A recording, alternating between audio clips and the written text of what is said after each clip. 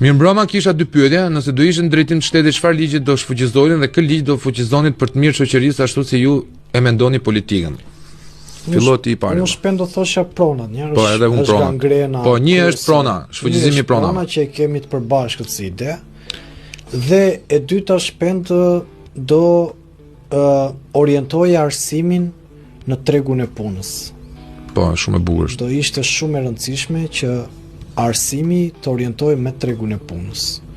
Pra, çfarë ka nevojë Shqipëria, ashtu mund të orientohej arsimi. Se unë megjithëse s'duhet përsëris Ermalin, do shfuqizoja ligjin e investitorit strategjik. Është e para një, të kisha futur në burg të gjithë këta tipat. Po jo vetëm burg, po do t'ja kisha nxirr dhe jetën, do t'i kisha lënë me minus në bankë që 3 breza nuk do ta shlynin dot borxhin ndaj shtetit, e para.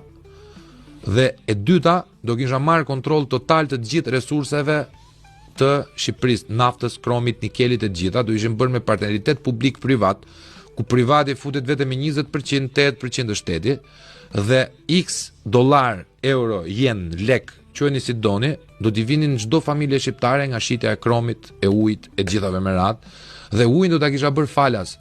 Në Shqipëri është turp, vendi i dytë në botë për rezerva hidrike, neve blejmë 800 lek të vjetra ujin në lokal.